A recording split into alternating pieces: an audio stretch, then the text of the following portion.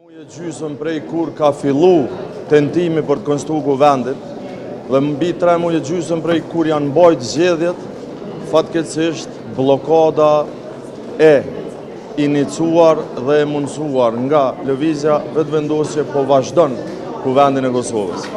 Ne as sot s'kemi institucione dhe duket që s'ka as interesim e as një veprim që do të nxirrte Kosovën nga situata e rëndë në cilën kjo kryenetësi politike e Zotit Kurti dhe partisë vetëvendosje e ka fut vendin tonë. Vërtet është përkeqardhje që s'ka asnjë reflektim përkundër gatishmërisë së një pjesë të madhe të deputetëve duke përfshi partitë që kanë qenë në opozitë për të konstruar kuvendin me një kandidaturë për kryetar apo kryetare që është e pranueshme për shumicën. Partia Demokratike e Kosovës edhe njëherë bën thirrjen e njëjtë që të ketë racionalitet politik, që të vendoset interesi qytetarëve të vendit në rand parë në mënyrë që të ecim tutje për të përmbushur obligimet që i kemi para votuesve, por edhe para qytetarëve. Unë nuk do të spekuloj, sepse me këtë logjik nesër Zoti Kurti mundet me propozuar dikën prej partive tjera.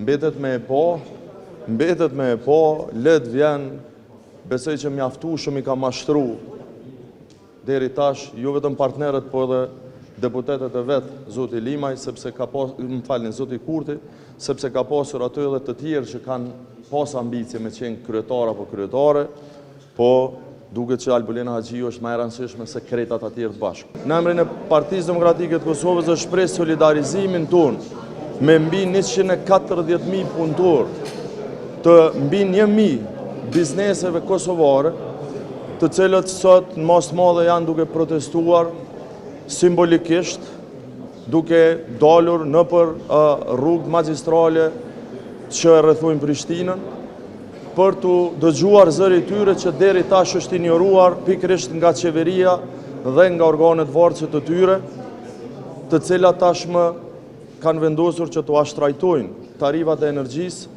jo më vetëm 16% siç na kanë shtrajtuar gjithëve për herën e tretë, po gati 300%.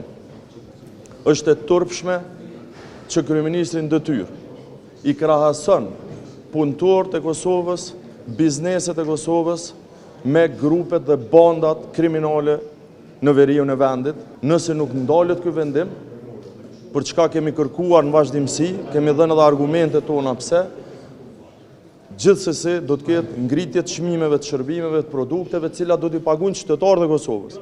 Gjë që do të ngrisë inflacionin më tutje e do të vështirësoj barrën dhe mirëqenien e familjeve kosovare.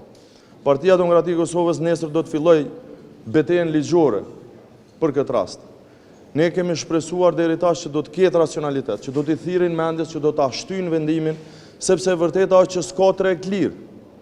Nuk mund të kesh treg të hapun kur e ke vetëm një kompani që shet rrymë. 90 të licencuara është një mashtrim, sepse 18 prej tyre nuk ofrojnë shërbim.